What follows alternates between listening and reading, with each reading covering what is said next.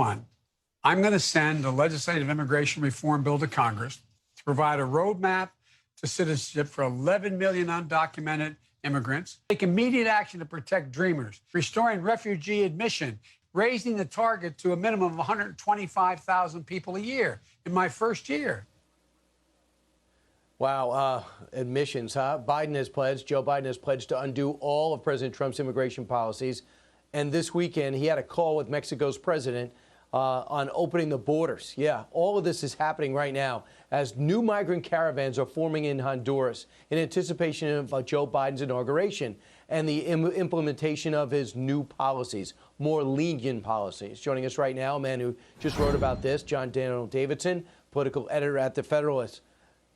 John, what do you think Joe Biden's immigration policies will look like? Because believe it or not, he's trying to break something that seems to have been fixed. That's right. Joe Biden's been pretty clear that he wants to loosen President Trump's more strict immigration policies and border control policies. And that's everything from COVID-19 precautions to asylum processes to programs like Remain in Mexico that have really helped deter border crossings over the last year or so. Just talking about relaxing these restrictions, whether or not Biden actually does it, will trigger caravans. It will trigger increased numbers of people trying to get across the border, and we're already seeing that in Central America. You report that there's less fear about the coronavirus, and with the hurricanes slamming those beleaguered nations, those triangle nations, they're making their march again. And we're already seeing changes at the border?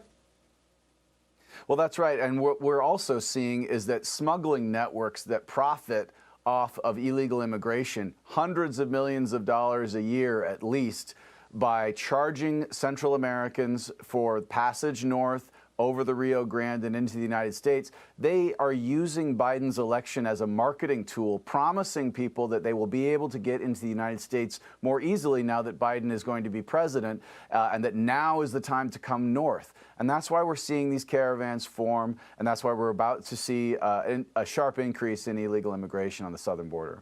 So you remember the catch and release policy. Remember, any kid could not be a child who came across the border. We don't know with whom. We don't know if their parent. They can claim whatever they want. They have to be released into the country. We had kind of solved that problem thanks to Mexico. This socialist president working tight with our president put his Marines at their southern border and has remained in the Mexico at our southern border. It worked. And part of the reason it worked is because Trump tied trade policy to border policy. Mexico's president and the Mexican elites care about trade more than anything. They don't want to do anything that upsets trade with the United States, and they showed that they were willing to cooperate with the United States on border control in exchange for having trade run smoothly. And the Trump administration was very clever in connecting those two things.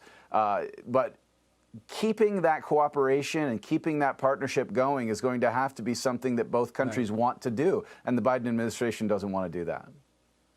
Yeah, my hope is with everything on Biden's plate, if he does take over and there's no last minute change by the Supreme Court, that he would say, I don't need to create this problem.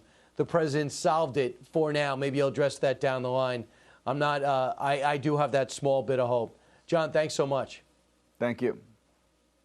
All right, meanwhile, we continue. What concerns do President Trump's immigration officials have about Biden's open border policies, and what are the price we're paying right now?